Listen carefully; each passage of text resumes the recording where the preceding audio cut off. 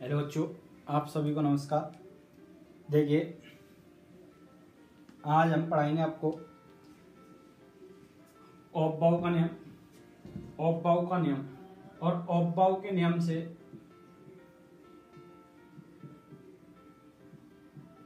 Electron विन्यास करना बताएंगे, किस प्रकार इलेक्ट्रॉन विन्यास करते हैं। तो देखिए, इससे पहली वीडियो हमने आपको पढ़ाया था क्या वारी का नियम, जिससे हमने इलेक्ट्रॉनों को किसमें भरा था, कक्षाओं में। और ऑफ-बाउ का नियम क्या क्या कहता है, उपकक्षाओं में इलेक्ट्रॉनों को भरने का ज्ञान कराता है। देखिए क्या होता है, जैसे ये होता है आपका नाविक, नाविक के अंदर प्रोटॉन और न्यूट्रॉन रहते हैं। इस प्रकार इलेक्ट्रॉन चक्कर लगाते हैं। तो ये पहली कक्षा होती है के, ये दूसरी कक्षा होती है एल, और ये तीसरी कक्षा होती है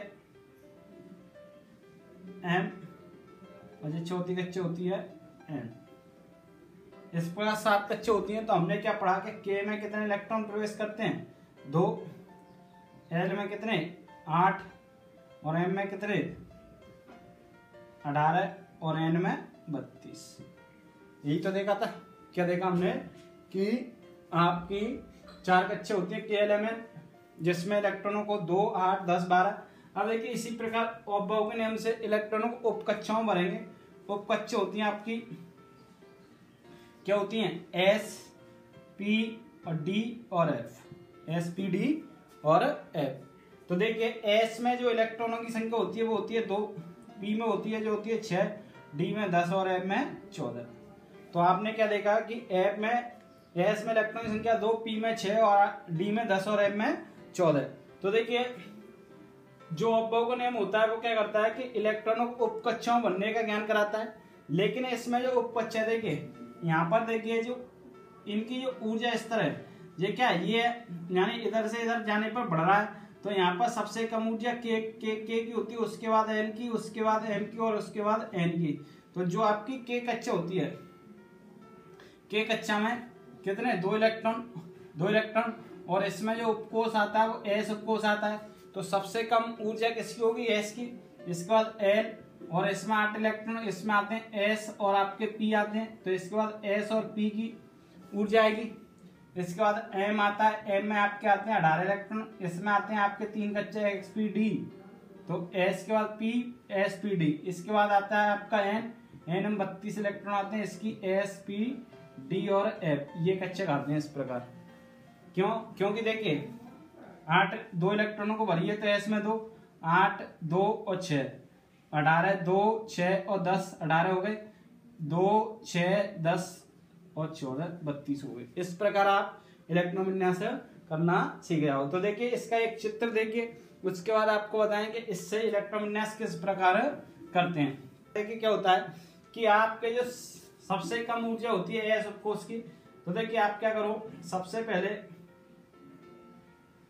एस उपकोष लिखो, 1s, 2s, 3s, 4s, 5s, 6s और ये 7s। क्योंकि देखिए कक्षा हमारी होती है 7, और जो उपकोष का क्रमांक निर्धारित हो गया उसकी कक्षा है। अब देखिए 2p, 3p, 4p, 6p, 5p, 6p और ये 7p। इसी प्रकार 3d, 4d, 5d, 6d और ये 7d। इसी प्रकार 4f, 5f, 6f, 7f। तो देखिए, इसका ऊर्जा का जो स्तर है उसको तो आप याद नहीं कर पाओगे, लेकिन आपने इस प्रकार ये लिख लिया। तो देखिए, इससे डायग्राम बनाना इसका बहुत सिंपल रहता है। देखिए, यहीं से आपको ऊर्जा का बढ़ता हुआ क्रम मिलता है। यहाँ पे क्या होता है, आप विकर्ण रूप में इस प्रकार से, विकर्ण रूप में आपको ये क्रम मिलता है जिसमें इलेक्ट्रॉन आपके भरे जाते हैं।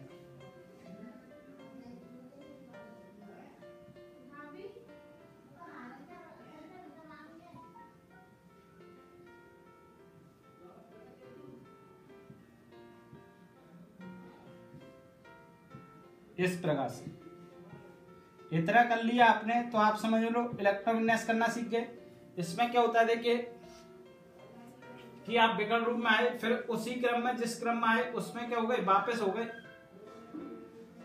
तो यहां से आपको कौन सा उपकोष मिला, 1s। इसके बाद आप यहां पर आए, फिर जिस स्थिति से आए उसी से वापस हो गए।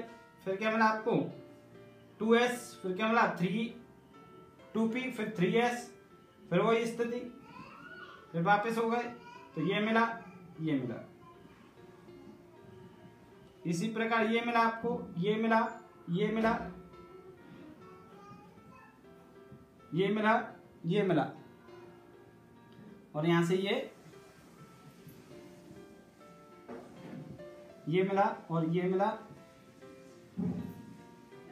तो इस प्रकार देखिए आपको ये ऊर्जा का क्रम मिल रहा है, वो क्या मिला, 1s 2s 2p 3s 3p 4s 3d 4p 5s 4d 6p 7s 6s 4f 5d 6p 7s 5f 6d 7p 6f 7d और 7s।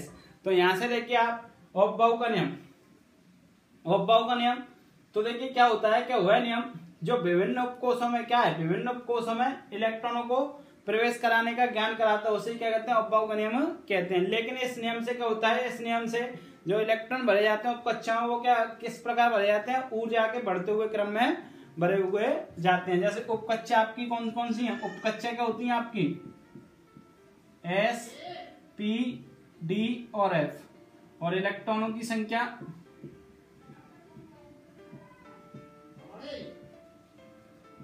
देखिए क्या होती है, 2 6 10 14। तो देखिए आप इसको बना लोगे तो आप इलेक्ट्रोविन्यास कर लोगे। तो देखिए यहां से आपको इतना बना लिया, तो देखिए इसकी परिभाषा तो बहुत ही इजी रहेगी, क्या रहेगी, क्या वह नियम जो विभिन्न उपकक्षाओं में, वह नियम जो विभिन्न उपकक्षाओं में इलेक्ट्रॉनों को प्रवेश कराने का ज्ञान कराता है।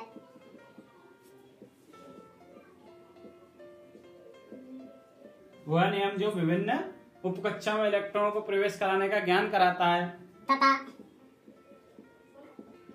इस नियम के अनुसार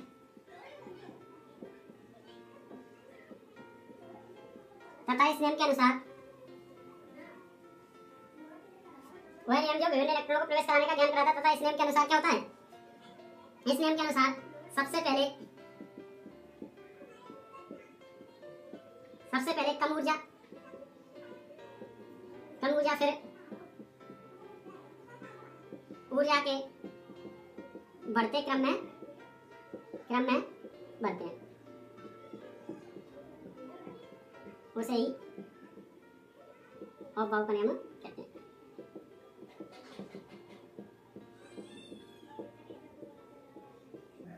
इतनी बात समझ में आई, क्या बोला मैंने कि इसमें जो उपकक्षाओं, ये क्या होती है आपकी उपकक्षा, उनमें इलेक्ट्रॉनों को प्रवेश कराने का ज्ञान करा देता था। इस नियम के अनुसार क्या होता है, सबसे पहले कम ऊर्जा, फिर ऊर्जा के बढ़ते हुए क्रम में इलेक्ट्रॉनों को प्रवेश करते हैं। तो यहां से देखेंगे हम इसका क्या देखेंगे, ऊर्जा का बढ़ता हुआ क्रम देखेंगे। देखिए यहां से हम इसका क्या देखेंगे, ऊर्जा का बढ़ता हुआ क्रम देखेंगे। देखिए आप ऊर्जा का बढ़ता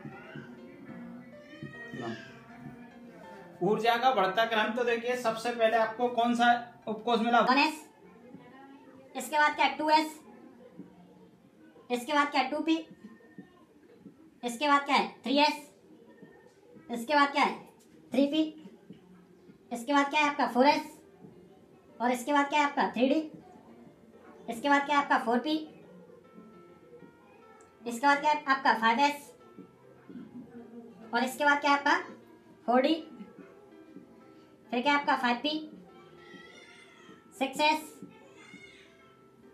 4f, 5d, 6p, 7s, 5f, 5f के बाद आता है आपका 6d, फिर आएगा आपका 7p, 6f, 7d, और आपका इसके बाद आएगा 7f। तो ये क्या हो गया, ऊर्जा का बढ़ता हुआ क्रम। तो देखिए आप इसको तो याद नहीं रख सकते, लेकिन इसको बनाने का तरीका सीखे, यहाँ से आप इसके इलेक्ट्रॉन विन्यास कर सकते हो। देखिए हमने क्या बताया कि वह नियम जो विभिन्न इलेक्ट्रॉनों को किस उपकक्षाओं में प्रवेश कराने का ज्ञान कराता है, उसे अफवाह का नियम कहते हैं, या कह लो इस नियम के अनुसार सबसे पहले कम ऊर्जा फिर ऊर्जा के बढ़ते हुए क्रम में इलेक्ट्रॉनों को प्रवेश करते हैं। हमने आपको बताया कि उपकक्षा कौन कौन सी होती हैं, आपकी 4 होती हैं, S, P, D और F। और इलेक्ट्रॉनों की संख्या क्या क्या होती है, इलेक्ट्रॉनों की संख्या क्या होती है, 2, 6, 10 और 14। ठीक, अब देखिए मैं आपको बताता हूं कि इससे इलेक्ट्रॉन विन्यास किस प्रकार करते हैं। देखिए अभी हमने ऊर्जा स्तर पढ़ा, क्या पढ़ा कि आपका 1s, 2s, 2p, 3s, 3p, 4s, 3d, इस प्रकार ही तो पढ़ा। तो देखिए जैसे आपको दे दिया कि 15p और छोटा ले लो 11na, इसका इलेक्ट्रॉन विन्यास कीजिए। तो इलेक्ट्रॉन विन्यास का मतलब होता है इलेक्ट्रॉनों को उनकी कक्षा में भरना। तो इलेक्ट्रॉन विन्यास करेंगे तो देखिए यहाँ पर इसका क्रमांक कितना है, 11, तो इसमें इलेक्ट्रॉन कितने हो गए, 11। अब देखिए यहाँ से इसका इलेक्ट्रॉन विन्यास करेंगे तो देखिए इलेक्ट्रॉनों को उनकी कक्षा में भरेंगे। तो सबसे पहले हमें क्या मिलेगा, 1s। तो 1s में s में 2 इलेक्ट्रॉन आते हैं, 2 इलेक्ट्रॉन भर देंगे तो कितने बचेंगे आपके।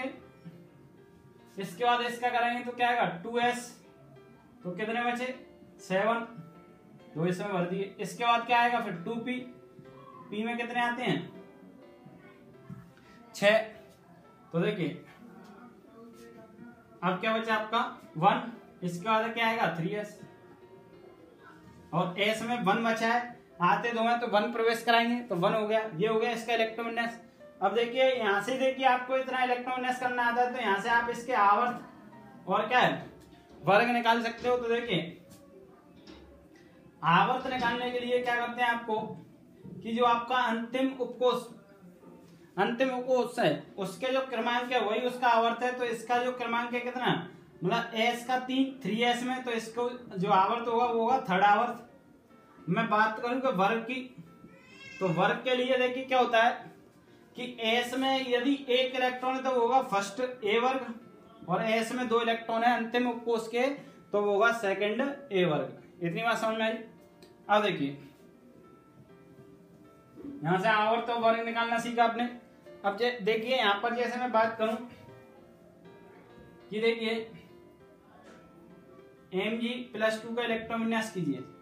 तो देखिए Mg+2 का इलेक्ट्रॉन विन्यास करने के लिए आपको क्या करना पड़ेगा, सबसे पहले Mg का इलेक्ट्रॉन विन्यास करना पड़ेगा। क्या होगा 1s2, उसके बाद क्या आएगा 2s2, कितने भर गए 4 बचे 8, 2p6 कितने भर गए 10 बचे कितने 2, 2 3s2।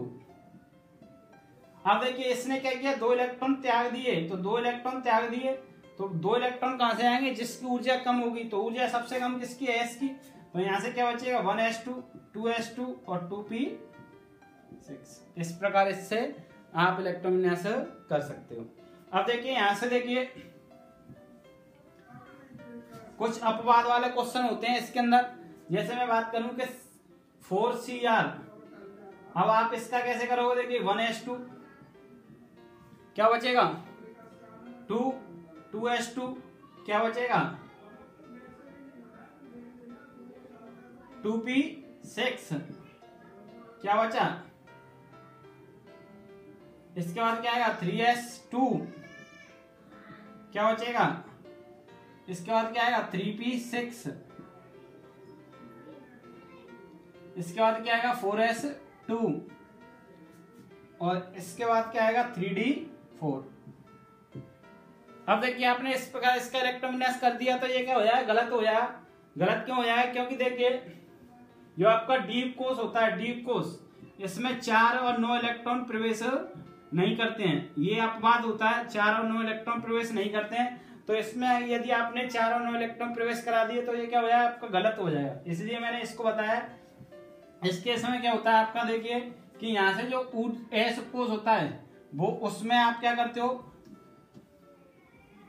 कि 3d5 और s में जो 4s था उसका एक इलेक्ट्रॉन निकाल के s में डाल देते हैं, इसलिए इसका इलेक्ट्रॉन इस प्रकार कर देते हैं। तो यहाँ से इतनी बात समझ में आई होगी कि D कोष में 4 और 9 इलेक्ट्रॉन नहीं आते हैं तो उसका एक इलेक्ट्रॉन जो s कोष होगा उससे पहले वाला उसमें से एक कम करके D में प्रवेश करा देंगे। तो यहाँ से आपका इस प्रकार से ऑप्पो का नियम खत्म होता है।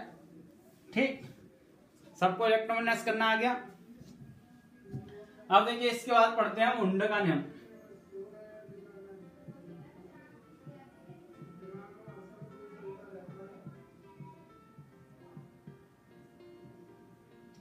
तो देखिए अभी हमने पढ़ा, क्या पढ़ा कि आपके जो उपकोष हैं एस, पी, डी और एफ।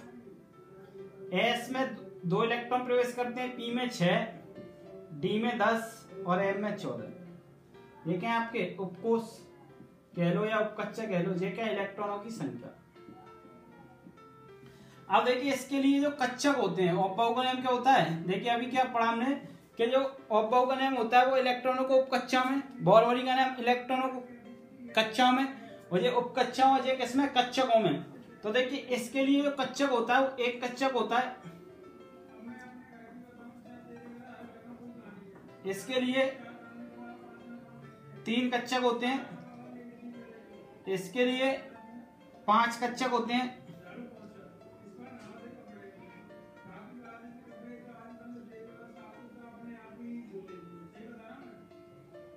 इसके लिए 7 कक्षक होते हैं। तो देखिए यह नियम क्या कहता है कि इलेक्ट्रॉनों को कक्षकों में भरने का ज्ञान कराता है। तो इलेक्ट्रॉनों को कक्षकों में भरेंगे उपकक्षाओं के आधार पर। जैसे एस कोष में 2 इलेक्ट्रॉन है, तो देखिए 2 इलेक्ट्रॉनों को 1, 2, मतलब प्रत्येक इलेक्ट्रॉन की क्या है, जो दिशा होगी वो विपरीत होगी। अब देखिए इसके बाद क्या होगा, 6 इलेक्ट्रॉन है तो 1, 2, 3, 4, 5, 6। 10 इलेक्ट्रॉन है 1, 2, 3, देखिए 1, 2, 3, 4, 5, 6, 7, 8, 9, 10। इसमें 14, 1, 2, 3, 4, 5, 6, 7, 8, 9, 10, 11, 12, 13, 14। अब देखिए हमने इतना तो सीख लिया कि इलेक्ट्रॉनों को क्या है, कक्षकों में भरना क्या कहता है, उंड का नियम कहलाता है। लेकिन अभी देखिए हमने क्या भरा कि प्रत्येक कक्षक में आपके 2-2 इलेक्ट्रॉन दिखाई दे रहे हैं। यदि मैं बात करूं कि इसके पास 5 इलेक्ट्रॉन है, पी के पास कभी कभी होता है 5, और आपने इसको ऐसे भर दिया, कैसे भर दिया, 4 इलेक्ट्रॉन मान लिया मैंने, और इसने आपने क्या किया, इसको इस प्रकार भर दिया कि 4 इलेक्ट्रॉन 1, 2, 3, 4। तो ये क्या हो जाएगा, गलत हो जाएगा। इसका मतलब क्या होता है कि पहले आप क्या करोगे, पहले प्रत्येक कक्षक में 1-1 इलेक्ट्रॉन डालोगे, उसके बाद जो बचता है, जैसे हम अभी आपने इस प्रकार किया, तो पहले क्या करना है आपको, प्रत्येक कक्षक में 1-1 इलेक्ट्रॉन प्रवेश कराना है। उसके बाद जो बचेगा, जब आप जोड़े के इलेक्ट्रॉन प्रवेश कराओगे, 4 है तो ये इस प्रकार, ये सही होगा, ये गलत होगा। अभी देखते हैं। तो देखिए सबसे पहले हम बात करते हैं उंड का नियम किसे कहते हैं। तो वह नियम जो विभिन्न इलेक्ट्रॉनों को किसमें, कक्षकों में बनने का ज्ञान कराता है, उसे उंड का नियम कहते हैं। लेकिन इस नियम के अनुसार क्या होता है कि किसी परमाणु के उपकोष के विभिन्न इलेक्ट्रॉनों को कक्षकों में अयुग्मित तभी रह सकते हैं जब प्रत्येक कक्षक में 1-1 इलेक्ट्रॉन पूर्ण होना चाहिए। युग्मित इलेक्ट्रॉन तभी रह सकते हैं, युग्मित मतलब जोड़े के इलेक्ट्रॉन तभी रह सकते हैं जब प्रत्येक कक्षक में क्या होना चाहिए, 1-1 इलेक्ट्रॉन पूर्ण होना चाहिए। जैसे मान लो आपके पास पी कोष है, और पी कोष में क्या होता है, जैसा अभी मैंने बताया कि 4 इलेक्ट्रॉन है, तो 1, 2, 3, 4 ये जोड़ा बनेगा, तो इसको बोले युग्मित। तो युग्मित कब रह पाएगा, जब पहले प्रत्येक कक्षक में आप 1-1 इलेक्ट्रॉन प्रवेश करा लोगे, तब ये जोड़ा बन पाएगा, अन्यथा नहीं बनेगा। तो इसी बात को कह रहा है कि इस नियम के अनुसार क्या होता है, किसी परमाणु के उपकोष के विभिन्न कक्षकों में क्या है, युग्मित इलेक्ट्रॉन तभी रह सकते हैं जब क्या होगा, प्रत्येक कक्षक में 1-1 इलेक्ट्रॉन पूर्ण होना चाहिए। ठीक, और युग्मित इलेक्ट्रॉन की दिशा भी कैसी होनी चाहिए, विपरीत होनी चाहिए। देखिए आपने इस प्रकार भी भर दिए इलेक्ट्रॉन कि जैसे 2 इलेक्ट्रॉन बनने 1, 2 या 4 बनने 3, 4, तो ये गलत हो जाए, ऐसे कोष है, और इसमें आपने 2 इलेक्ट्रॉन बनने ऐसे भर दिए तो गलत हो जाए। दिशा कैसी होनी चाहिए, विपरीत होनी चाहिए। अब देखिए दिशा दिखाने के लिए आप इस प्रकार भी कर सकते हो। ठीक, यहाँ से आपको कैसे भी संकेत दे दो तो वहां से आपको दिशा इसकी पता चल जाएगी। तो देखिए इसकी परिभाषा देखते हैं क्या होता है। क्या वह नियम जो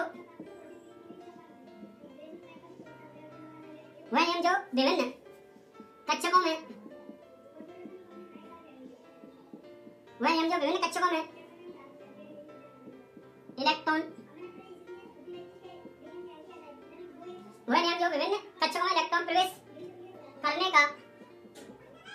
क्या कराने का ज्ञान कराता है, उसे क्या कहते हैं, उंडे का नियम कहते हैं। अतः इस नियम के अनुसार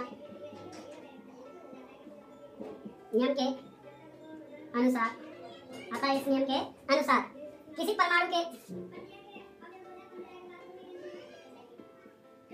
परमाणु के उपकोष के, देखिए किसी परमाणु के उपकोष के इनको इलेक्ट्रॉनों को, किसी परमाणु के उपकोष के इलेक्ट्रॉनों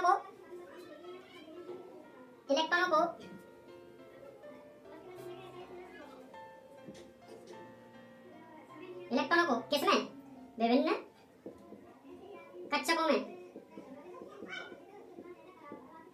कक्षकों में क्या जोड़े के मतलब युग्मित इलेक्ट्रॉन तभी रह सकते हैं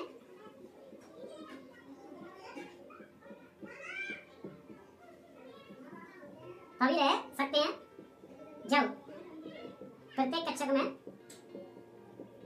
एक इलेक्ट्रॉन पूर्ण होना चाहिए या भरा हुआ, एक इलेक्ट्रॉन भरा हुआ होना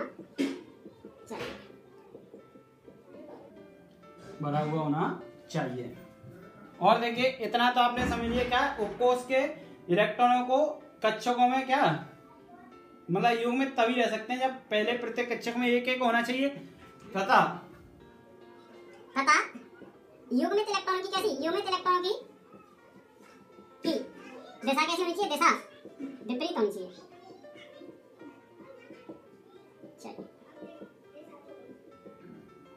तो देखिए आपने क्या समझा, आपने क्या समझा, तीन बात, देखिए 3 टॉपिक है इसके अंदर, तीनों चीजों को ध्यान से समझा। उंड का नियम आपका खत्म हो जाएगा। क्या क्या है, देखिए पहला क्वेश्चन क्या बनना है कि वह नियम जो क्या है इलेक्ट्रॉनों को कक्षकों में बनने का ज्ञान करा रहा है। दूसरा नियम के प्रत्येक कक्षक में जो युग्मित इलेक्ट्रॉन मतलब जोड़े के इलेक्ट्रॉन तभी रह पाएंगे, जैसे मान लो ये पी कोष है और इन दोनों में आपने जोड़ा बना दिया और ये क्या खाली, तो इसमें इस प्रकार नहीं रह पाएंगे। किस प्रकार रह पाएंगे, इस प्रकार रह पाएंगे कि प्रत्येक कक्षक में पहले एक इलेक्ट्रॉन होना चाहिए, उसके बाद आप इसको एक जोड़े में रख सकते हो। ठीक, इसके बाद लास्ट बात है कि विपरीत दिशा होनी चाहिए। मान लो आपके पास एस कोष है और इसमें 2 इलेक्ट्रॉन बनने, आपने इस प्रकार भर दिए तो गलत हो जाएंगे। किस प्रकार भरे जाएंगे तभी सही होगा, इस प्रकार। तो दिशा विपरीत होनी चाहिए। तो इतनी बात समझ में आई, क्या बोला मैंने, दिशा विपरीत होनी चाहिए। युग्मित इलेक्ट्रॉन तब रह पाएंगे जब प्रत्येक कक्षकों में एक होना चाहिए, और जो नियम कक्षकों में इलेक्ट्रॉन को प्रवेश कराने का ज्ञान कराता है उसे उंड का नियम कहते हैं। अब देखिए इस प्रकार यहाँ से इलेक्ट्रॉन बनना सीखे थे, किस प्रकार कक्षकों में इलेक्ट्रॉनों को बनते हैं। जैसे देखिए आपने देखा, क्या देखा कि जैसे मैंने दे दिया मान लो आपको कि हाइड्रोजन का इलेक्ट्रॉन विन्यास करिए, तो क्या करोगे, सबसे पहले आपको उपकक्षा में बनना पड़ेगा, क्योंकि उपकक्षा के इलेक्ट्रॉन हो गए किस में, कक्षक में बन रहे हैं। तो इसमें देखिए हाइड्रोजन के पास एक इलेक्ट्रॉन है तो 1s1। अब s के लिए एक कक्षक बनता है और उसमें इलेक्ट्रॉन कितने, एक, तो हो गया। जैसे मैं बात करूं कि हीलियम, तो हीलियम में 2 इलेक्ट्रॉन होते हैं, इसका देखिए क्या करोगे तो 1s2 होगा। अब s उपकोष है, अब देखिए एक इलेक्ट्रॉन दूसरा इलेक्ट्रॉन, इस प्रकार आपने भर दिया, क्या हो जाए, गलत हो जाए। दिशा कैसी होनी चाहिए, विपरीत होनी चाहिए। तो इसकी दिशा अलग करोगे या इस प्रकार आप दिशा दिखा सकते हो। अब जैसे 3Li होता है आपका, क्या होता है 1s2 2s1। तो देखिए इसके लिए तो 2 कक्षक बनेंगे, एक कक्षक बनेगा 2 इलेक्ट्रॉन है, और इसके लिए क्या है, एक कक्षक और एक इलेक्ट्रॉन। तो इस प्रकार आप इसको भर सकते हो, इन दोनों इलेक्ट्रॉनों को इस प्रकार भर लो। और जैसे मैं बात करूंगा 7n, क्या करोगे 1s2 2s2 2p3, यही तो होगा। अब देखिए s के लिए तो आप क्या करोगे, एक कक्षक बनेगा 2 इलेक्ट्रॉन बनने, भर दिया आपने। p के लिए भी एक कक्षक बनेगा 2 इलेक्ट्रॉन बनने, भर दिया आपने। अब p के लिए क्या होगा, 3 कक्षक बनेंगे। अब देखिए यहां पर समझना, अब 3 इलेक्ट्रॉन है, आपने क्या किया, आपने देखा कि प्रत्येक कक्षक में 2 इलेक्ट्रॉन आते हैं, आपने किया 1 2 और ये 3, क्या हो गया, गलत हो गया। देखिए या फिर आपने इस प्रकार कर दिया कि 1 2 और ये 3, गलत हो गया। दिशा कैसी होनी चाहिए, समान होनी चाहिए। तो यहां से तीसरा इलेक्ट्रॉन, तभी ये सही होगा। अब देखिए जैसे आपके पास है, मान लो जैसे ऑक्सीजन है 8, क्या आएगा 1s2 2s2 2p4। अब देखिए पी में कितने कक्षक होते हैं, 3 कक्षक होते हैं। तीनों कक्षक के लिए देखिए क्या करना है आपको, इलेक्ट्रॉनों को भरना है। अब देखिए इसको देखिए एस तो देखिए इसी प्रकार हो जाएंगे। पहला एस के लिए क्या होगा, इस प्रकार होगा 1 2। इस एस के लिए क्या होगा 1 2।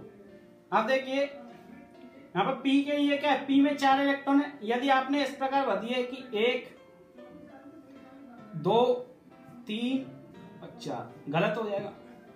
क्या करना है, देखिए हमने क्या पढ़ा कि पहले प्रत्येक कक्षक में क्या कि अनुसार परमाणु के उपकोष के इलेक्ट्रॉनों को विभिन्न कक्षकों में युग्मित इलेक्ट्रॉन तभी रह सकते हैं, युग्मित मतलब जोड़े के इलेक्ट्रॉन तभी रह सकते हैं जब प्रत्येक कक्षक में 1 1। तो पहले प्रत्येक कक्षक में 1 1 प्रवेश करा लो, 1 1 1। अब देखिए 1 2 3 हमें बनने कितने 4, तो चौथा ही आ जाएगा। तो यहां से देखिए ये जोड़ा बना सकता है, अन्यथा आपका वो जोड़ा नहीं बना सकता, क्योंकि उसमें क्या हो रहा है, उसमें आपका क्या हो रहा है, उसमें जो आपका इसमें क्या हो रहा है, आपका जोड़ा तो बनना है, लेकिन ये कक्षक क्या खाली है, बिल्कुल खाली नहीं होना चाहिए। इतनी बात समझ में आई। तो आपको क्या देखना है कि पहले प्रत्येक कक्षक में क्या होना चाहिए, 1 1 इलेक्ट्रॉन पूर्ण होना चाहिए। जैसे आप मान लो 3d6 है, तो डी के लिए कितने कक्षक बनेंगे, 5 कक्षक बनेंगे, 1 2 3 4 5। अब पांचों इलेक्ट्रॉनों को आपको कक्षकों में बनाना है, तो आपने भर दिया 1 2 3 4 5 6। ये क्या हो जाए, गलत हो जाए। हमने क्या पढ़ा है, पहले प्रत्येक कक्षक में 1 1 इलेक्ट्रॉन डालना है। सही क्या होगा इसका, पहले प्रत्येक कक्षक में आपको क्या करना है, 1 1 इलेक्ट्रॉन प्रवेश कराना है। तो 1 2 3 4 5। अब 1 बचा, 1 कहाँ जाएगा नीचे। अगर इसको भी आपने कहाँ भर दिया, इस प्रकार भर दिया, तो क्या हो जाएगा, गलत हो जाएगा। क्या है, मतलब जोड़े के इलेक्ट्रॉन में जो दिशा होगी वो कैसी होगी, विपरीत होगी। तो विपरीत का मतलब इस प्रकार। तो यहां से देखिए हमने जो पढ़ाया, आपको क्या पढ़ाया, उन्नत का नियम और अवभाव का नियम, ये खत्म हो जाता है आपके। तो इस प्रकार देखिए मैं आशा करता हूं कि सभी बच्चों को समझ में आया होगा। यदि आपको ये वीडियो अच्छा लगा तो इसको देखिए शेयर करिए, और क्या करना है आपको, सब्सक्राइब करना है, ठीक।